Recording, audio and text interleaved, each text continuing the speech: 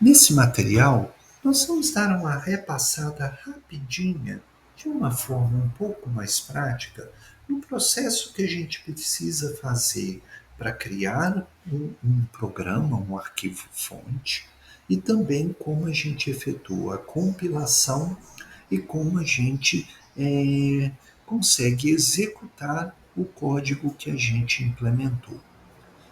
Assumindo que a gente não tem nenhum arquivo-fonte gerado, ou que a gente vai iniciar a construção de um novo programa, sempre a nossa opção vai ser em arquivo, novo, e aí abrem-se duas possibilidades. No nosso material, a gente normalmente vai usar essa primeira aí, source file ou arquivo-fonte, se eu tiver com uma versão do deve ser em português, tá?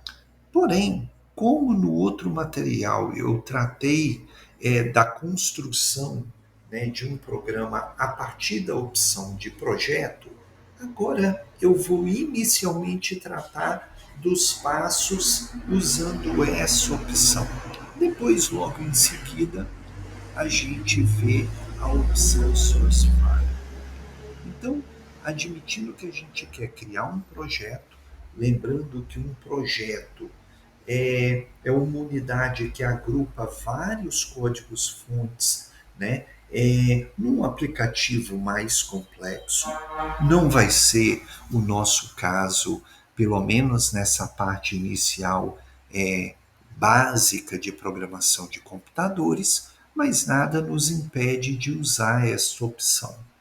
Então, eu quero criar um novo arquivo-fonte, né, um novo programa.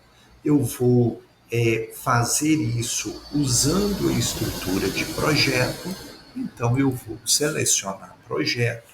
Vai aparecer para a gente uma interface e nela eu vou escolher Console Application ou aplicação de console, tá? Isso porque o meu objetivo é criar uma aplicação sem interface gráfica e sem outras funcionalidades específicas. Eu tenho que observar também se a opção C++, C++ Project está selecionada. Nesse caso, ela está selecionada, tá? Isso, conforme eu mencionei, é para a gente ter com essa opção um compilador mais robusto dentro do deve ser. Por último, tem o nome do projeto. Normalmente, como vocês podem observar, ele já apresentou para mim aqui um nome de projeto é, por default. Eu posso adotar esse nome de projeto ou eu posso modificar esse nome. Por exemplo, eu vou chamar esse meu projeto de projeto teste 1, tá? Importante aqui é que nesse nome, embora eu tenha a liberdade para definir ele do jeito que eu quiser, por exemplo, eu posso pôr o nome em português, né? Eu só posso usar letras maiúsculas, minúsculas e o underline. E não pode ter caractere especial, não pode ter espaço entre as palavras, né? E também não posso começar o nome do meu projeto com números. Feita essas três verificações, eu dou OK e aí vai aparecer para mim um diretório para eu armazenar os arquivos do meu projeto.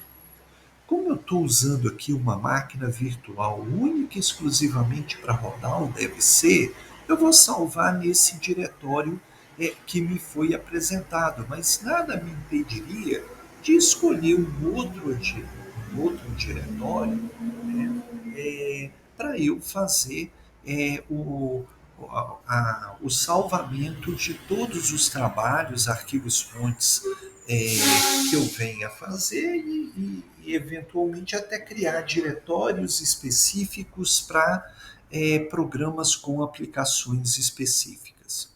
Ou seja, feita a escolha do diretório, eu vou em salvar e aí o DVC já vai iniciar o editor, né, que vai me permitir aqui escrever os meus códigos que vão gerar a lista a ser executada pelo computador quando eu for rodar o meu programa, né? E aí vocês não têm que se preocupar, porque cada um desses elementos desse código a gente vai tratar de forma mais específica no futuro, ok? Bem, eu vou fazer o seguinte, só para esse programa ter alguma utilidade, eu vou usar um dos possíveis comandos para eu imprimir alguma coisa na tela. Por exemplo, olá todo mundo. Tá? Não coloquei acento no olá, depois nós vamos discutir isso de forma melhor. Tá? Vou terminar o meu comando, né? Conforme eu disse, depois a gente vai discutir isso, né? De forma que vocês entendam o que está sendo feito aqui, né? O principal para a gente é que nesse momento eu já tenho um código que consegue executar alguma coisa para mim e consegue me mostrar alguma coisa na tela. Muito bem. Na outra aula eu mencionei para vocês que se eu quiser fazer qualquer coisa com esse arquivo fonte, a primeira coisa que eu tenho que fazer é salvá-lo. Então eu vou na opção de salvar, né? E aí vai aparecer uma interface para eu salvar esse arquivo texto, tá? Ele de novo aparece aí com o nome default, eu posso mudar ele do jeito que eu quiser, eu vou chamar de main test 1. E ele sempre vai gravar esse arquivo texto com a extensão .cpp, tá? Que é o padrão aqui para o DevC. Esse arquivo main test 1, eu consigo abrir ele com o bloco de notas. Ele é um arquivo texto comum, ok? Vou salvá-lo e aí, se eu precisar executar esse meu código, a primeira coisa que eu preciso fazer é compilá-lo, né? Então eu vou naquela janelinha de compilar, vou clicar nela, ele vai fazer a compilação do meu código. Como não houve erro nenhum, ele deu ok, está encerrado. Ele, nesse procedimento que ele acabou de fazer, ele fez uma verificação de sintaxe no meu código, ou seja, para saber se o texto está escrito dentro dos padrões exigidos na linguagem C. Depois ele pegou esse código, converteu ele em uma linguagem de máquina e, por último, ele fez uma gravação, a criação de um arquivo executável, de um programa. Ok? Se eu quiser executar esse programa, basta eu ir no Run e aí ele vai executar. Essa janelinha aberta, neste caso, com fundo de tela escuro, né, e letra em tom de cinza, é o que a gente chama de console, de monitor de console. É como eram as telas dos computadores na década aí de 70 e 80, quando a gente não tinha recursos para gerenciar e criar interfaces gráficas de forma tão rica como nós temos hoje. Todas as operações, todos os programas que nós vamos fazer, pelo menos nessa parte de programação básica, vão sempre usar esse console, esse tipo de saída como padrão. Vocês podem ver aqui que ele imprimiu para a gente a mensagem Olá todo mundo, e depois apareceu uma mensagenzinha dizendo para continuar, eu teclo Enter. Na hora que eu fazer isso, ele vai fechar o meu projeto, porque ele tinha que única e exclusivamente que criar essa mensagem na tela. Tá? Se a gente for lá na árvore de diretórios, né, deixa eu abrir aqui o meu computador, vou lá no meu disco C, tá? A gente pode ver que tem a pasta do deve ser, e aqui ó, a gente pode ver que eu tenho o meu projeto teste 1 executável. Este é um programa executável. É o que acontece, por exemplo, eu dizer que esse projeto teste 1 executável aqui é como o executável da instalação do deve ser. Obviamente, esse arquivo ele é muito mais simples. Ok, então eu mostrei aqui para vocês como que eu crio um novo código-fonte a partir da opção de projeto. Eu vou fazer o seguinte, para não ter que digitar isso, eu vou dar um Ctrl C, vou lá mandar fechar tudo, tá? E vou iniciar um novo projeto, só que agora eu vou mandar criar um código-fonte. Vocês estão vendo que agora ele já abriu o editor de texto para mim sem nenhuma facilidade, sem nenhuma operação. Eu vou dar um Ctrl V para evitar de eu ter que digitar esse texto, tá? Aí o que acontece? Vocês estão vendo que ele botou ali sem título 1, Untitled 1, tem o colchete com o asterisco, significa que esse meu código não foi salvo, tá? Eu vou mandar salvar esse meu código fonte, eu vou salvar ele com o mesmo nome anterior, porque afinal de contas é o mesmo código, né? Vou mandar salvar, como eu estou mandando gravar sobre um que já existia, ou com o mesmo nome que um existia, eu vou autorizar ele fazer isso. A partir desse momento, eu já tenho o meu programa possível de ser compilado, foi compilado, e possível de ser executado, ok?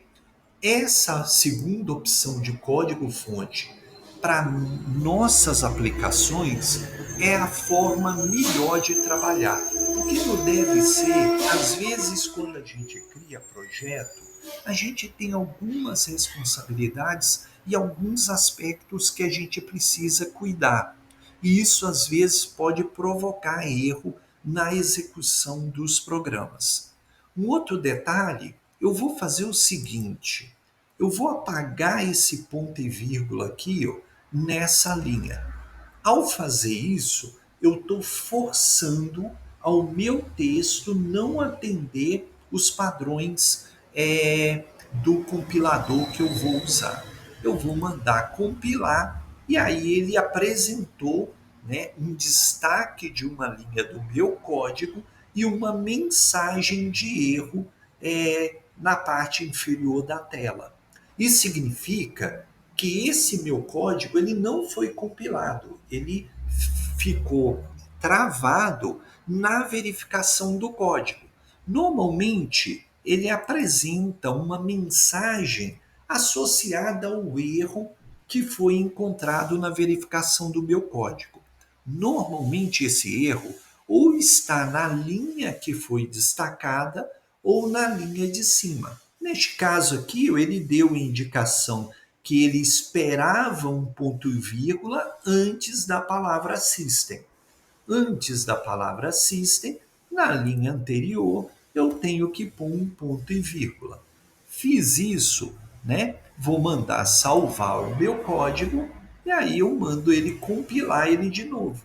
Dessa vez ele rodou normal, né? E aí eu vou conseguir gerar o executável e fazer a operação que eu pretendia fazer. Eu vou encerrar esse vídeo por aqui, porque o meu objetivo era só mostrar o ciclo de operações para a gente criar, salvar, compilar e executar os nossos programas. À medida que a gente for caminhando, a gente vai detalhando cada uma dessas linhas, por que elas estão aí, quais são as nossas opções na hora de programar para conseguir realizar as operações que a gente venha a necessitar. Por hora, muito obrigado. Vamos ficar por aqui.